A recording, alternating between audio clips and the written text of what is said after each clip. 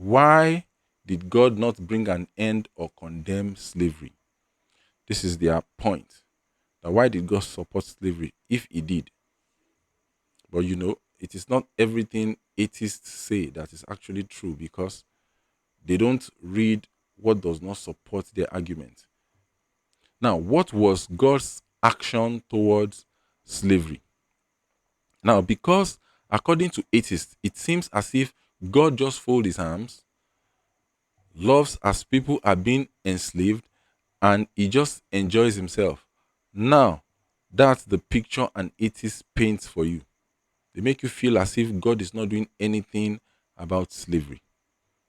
But they will not read Exodus chapter 1 through chapter 15, where the thing became God the deliverer, God the liberator, and God the avenger. How God strategically brought Israelites out of Egypt. They have been held captive for over 400 years. And in Exodus 20, verse 2, it says, I am the Lord your God who brought you out of Egypt, out of the land of slavery. I think the better question should have been, why didn't God bring an end to every man-made concept? Because slavery was a man-made concept. If God had done that, we know what the result would have been. We would have been just robots, Him controlling every aspect of our lives, and that is 100% against His purpose of creation. That was never God's creation, to control every aspect of mankind. God created man and gave man free will so that man could serve Him, so that man could take decisions by themselves. He did not make robots. So,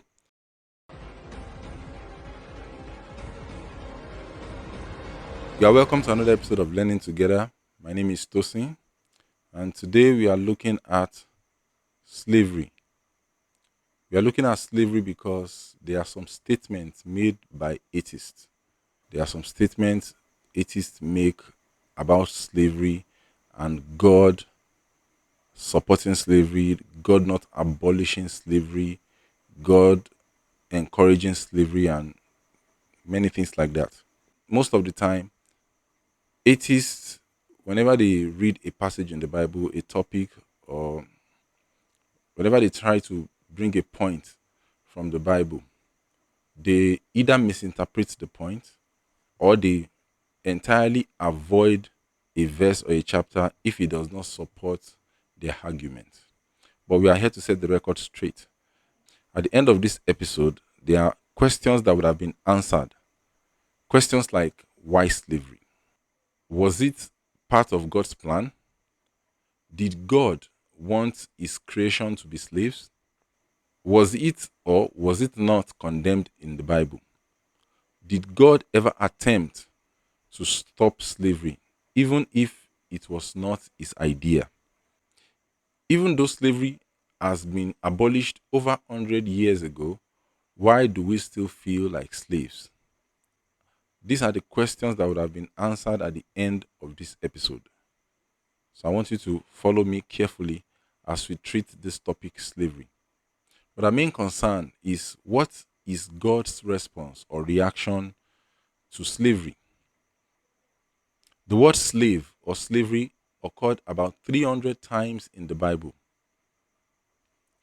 The first time a word appeared in the Bible is very important, because it gives a premise, it gives a background of how the word is used in the entire scripture. The word itself did not appear in Genesis chapter 1 and chapter 2, but the concept of slavery followed after the fall. When Adam sinned, he became slave to sin. The first time the word itself appeared was in chapter 9, verse 25 to 27, when Noah cursed his youngest son for making jest of him. He said he'll serve his brothers. So I'm paraphrasing what Noah said. May Canaan be slaves to his brothers. May Canaan be slave to Shem. May Canaan be slave to Japheth. This is the first time the word appeared in the Bible. And this shows that it wasn't part of the creation story in Genesis chapter 1 and chapter 2. It came up post the fall of man as a family cause and not a divine command. You see that came this word came up the first time in Genesis chapter 9. This was never part of God's plan for the world. This was never part of God's plan for his creation. It was not part of God's plan and purpose for mankind. Whatever you don't see in Genesis chapter 1 and chapter 2 was never part of God's plan. It came up after man fell, after Adam disobeyed God, and after sin came into the world. The second time slavery or the word slave appeared in the Bible was in Genesis chapter 12, verse 16. I read, he treated Abram well for her sake, and Abram acquired sheep and cattle, male and female donkey, male and female servants, and camels. Other versions reads male and female slaves and camels. And this was when Abraham and his wife Sarah sought refuge in Egypt. And while they got there, the king's officials saw how beautiful Sarah was, and they sang her praises to the king, to Pharaoh. And because of this, Abraham received gifts and acquired sheep, cattle, male and female donkeys, and servants. Now, its stance is this: why did God not bring an end or condemn slavery? This is their point. That why did God support slavery if he did? But it is not everything atheists say that is actually true, because they don't read what does not support their argument. There are many reasons why God wouldn't have brought an end to slavery. If God had attempted to do that, that would have made him an hypocrite. God wouldn't have attempted to stop slavery, because if God had done so, it means God would have been trying to control every aspect of mankind. And this was not part of God's plan. God created man and gave man free will to do as man pleases. God wouldn't try to control us after giving us free will. I think the better question should have been, why didn't God bring an end to every man made concept? Because slavery was a man made concept. If God had done that, we know what the result would have been. We would have been just robots, Him controlling every aspect of our lives, and that is 100% against His purpose of creation. That was never God's creation, to control every aspect of mankind. God created man and gave man free will so that man could serve him, so that man could take decisions by themselves. He did not make robots. So, if God had interfered in every of man's actions, we see that God would have been against his own plans and purpose. So, slavery was part of life. It was a concept that would have found its way into the society one way or the other. Slavery was inevitable, and there are many ways to become a slave. Let's look at a few ways to become a slave. Number one, born into it. If your father was a slave, you automatically become a slave. Sold by parents due to poverty, sold by yourself, or by debt. If you owe someone, you can decide to become the person's slave in order to pay off the debt. Captured in war. You really don't have a choice in this case. When a person is captured during war, you don't have a choice. Voluntary for life. If a person or if a slave loves his master and decides to not go free after 6 years, he can choose to remain for life.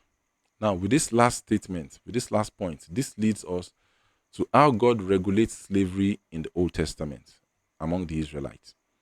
Now, there's a key difference. Key differences in Israel versus surrounding nations. For fellow Israelites, slavery was meant to be temporary and tied to economic needs, not permanent chattel slavery. For foreigners, it could be lifelong, and all slaves had some legal protection not found in other ancient codes. So there was a way God regulated slavery, even though it wasn't caused by God. Slavery was man made, but God regulated in the Old Testament. So we need to understand that slavery was inevitable. Slavery entered society by war, by debt, by different other means, but God stepped in to regulate it. Now, there are many things man brought upon themselves that even God's hands were tied in the matter, that there was nothing God could have done in the matter. For instance, the Israelite elders went to Samuel to request for a king. When the Israelite elders went to Samuel, Samuel took their petition to God. God comforted him by explaining that the people were not rejecting Saul's leadership, they were rejecting God as their king. So, and God sent him back to them to instruct them, to tell them and warn them that if they insist to have for themselves a king, the king will draft their sons into military and forced labor, take their daughters to serve as cooks, bakers, and performers. The king will seize their finest field, vineyard, and olive groves to distribute to his own officials. The king will also tax a tenth of their grain, vintage, and flocks. So, despite the warnings, they still demanded for the king, and God had to grant their wish. God did not force himself to rule a man who doesn't want his rulership. God has never done it and he will never do it. Force himself to rule those who does not want to be ruled. So, what was the outcome of their actions? Immediate political oppression and forced labor, economic exploitation and taxation, national instability and division, idolatry, divine silence, and spiritual rejection. Now, another example in our modern day is democracy, tyranny. This was not part of God's initial plan for the world. Democracy, tyranny, this wasn't God's idea at all. These were all man made concepts, even though it's against God's initial purpose. Even though there are many things that man has brought into the society that was against God's initial purpose, God wouldn't try to control us after giving us free will. Now, what was God's action towards slavery? Now, because according to atheists, it seems as if God just folds his arms, loves as people are being enslaved, and he just enjoys himself. Now, that's the picture an atheist paints for you. They make you feel as if God is not doing anything about slavery. But they will not read Exodus chapter 1 through chapter 15, where the team became God the deliverer, God the liberator, and God the avenger. How God strategically brought Israelites out of Egypt. They have been held captive for over 400 years. And in Exodus 20, verse 2, it says, I am the Lord your God who brought you out of Egypt, out of the land of slavery. Exodus 21, Leviticus 25, and Deuteronomy 15, God gives laws regulating slavery in Israel for some reasons, whether the slaves are from among them or not. God still gave laws to them on how to treat their slaves. Hebrew slaves go free after 6 years or in the year of Jubilee. Slaves are to be treated as persons, not just property. Abuse is punished. Israelites are told, You shall not rule over them ruthlessly, for they are my servants. Slavery in Israel is limited, temporary for Hebrews, and framed by the memory of Egyptian bondage. God's people are never to forget that they were once slaves. So God kept on reminding them that don't forget that you were once slaves. For this reason, don't treat others the way you were treated when you were in Egypt. So, with that being said, we want to look at what is slavery, or how was slavery handled in the New Testament, or how is slavery like in the New Testament. The concept of slavery took a shift in the New Testament, where Apostle Paul and some New Testament authors flipped the word's meaning. First, social reality.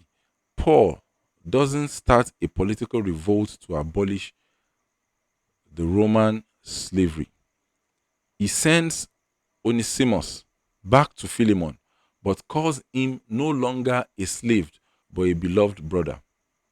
That's in Philemon 16. The gospel changes the relationship even within the existing system. Secondly, spiritual metaphor. This is where slave becomes a positive term. Slaves of Christ, slaves of righteousness, you were bought at a price. Now, slaves of Christ in 1 Corinthians 7:22 and Romans 1 verse 1 says, willing bondage to Jesus as freedom from sin. So you willingly submit yourself to Christ.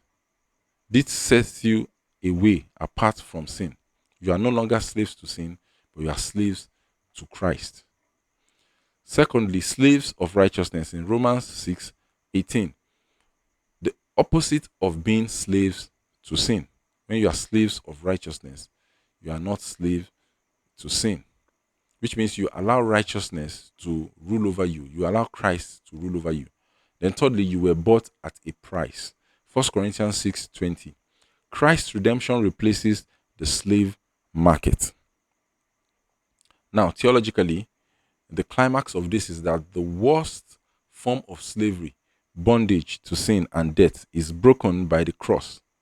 So even though people were enslaved physically in Roman society, spiritual freedom in Christ mattered more. Now we want to look at what is chattel slavery. Chattel slavery is treating a person as property. Chattel literally means movable goods and possession. Now, what are the core features? First, ownership. The slave is owned outright like a chair or an animal. They can be bought, sold, traded, inherited, or used as collateral for debt. Now, who are the people that practice this? We will see that as we go on. Those that practice chattel slavery, which is a little bit different from how slavery was done and handled in the Old Testament. Secondly, hereditary. Children born to slaves are automatically slaves. The status passes down generation. Thirdly, no legal personhood. Slaves have few or no legal rights. They can't marry without permission, can't own property, can't testify in court.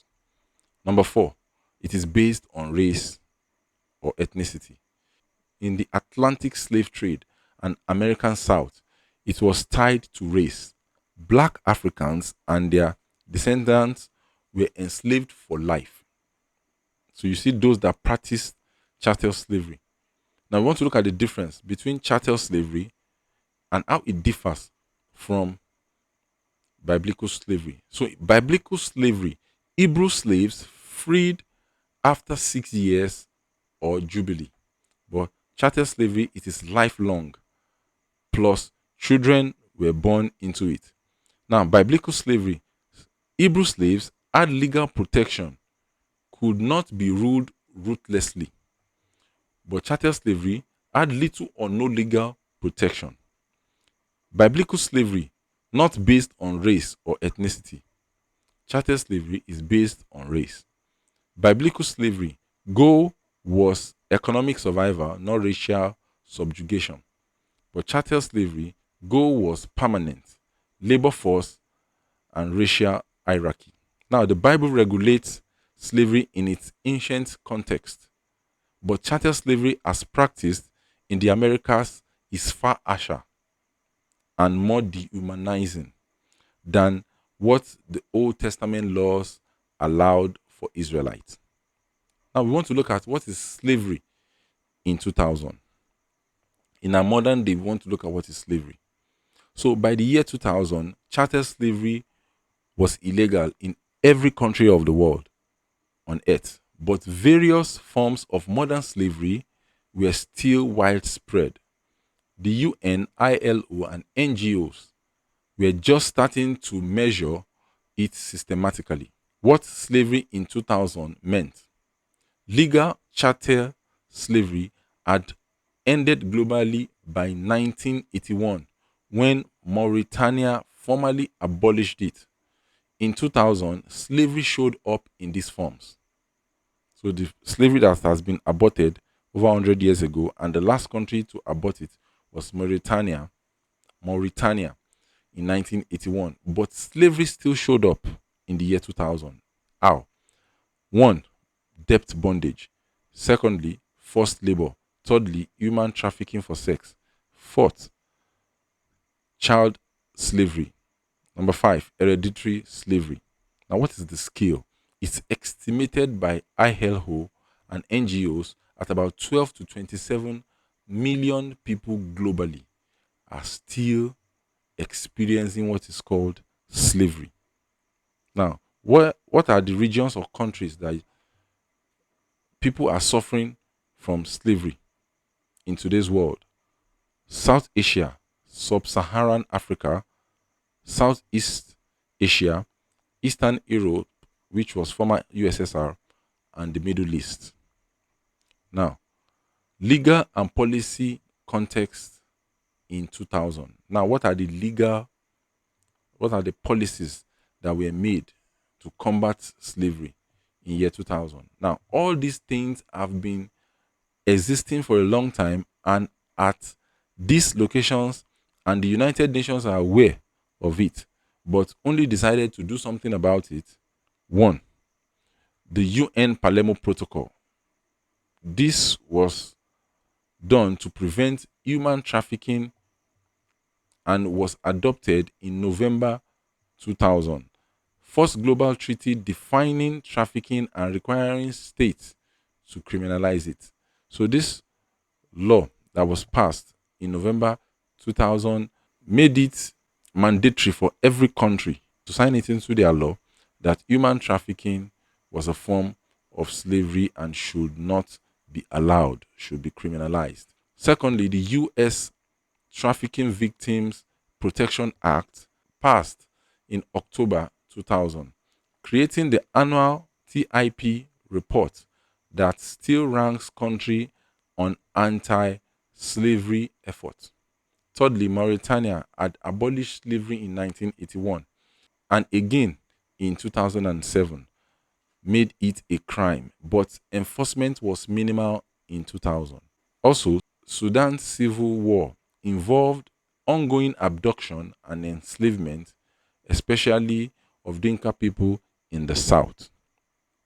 And not forgetting the Nigerian people being kidnapped every day for money and political oppression. Now, the Nigerian political space, kidnapping is a thing that is being done regularly anytime they want to take power. And this is a criminal act. The bottom line is this: in 2000, slavery wasn't legal anywhere, but an estimated 12 million plus people are still suffering from the conditions that fit the legal definition of slavery.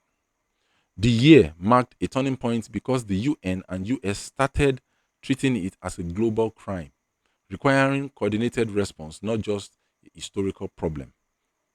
So, to conclude this episode, if you follow this from the beginning, we spoke about how slavery was fused into the world system through self, wars, debt, and so on and so forth, but ultimately through sin.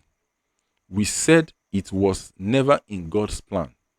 but systematically showed up and God stepped in to regulate it, which is the wisest thing a loving creator should have done. First, how he liberated the Israelites from slavery and instructed them never to treat slaves as properties and should eventually be set free after some time. And they also should remember that they were once slaves.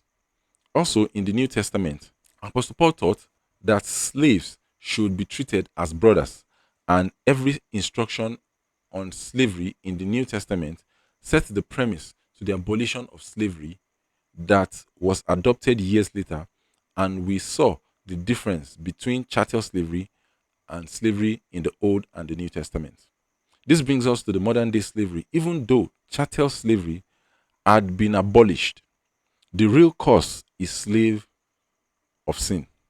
The perpetrators want sin to rule over them. So far, there is still sin in the world. It's going to be 100% difficult to totally abolish slavery. It will only take another form. May God bless you as we stand against atheism. Thank you.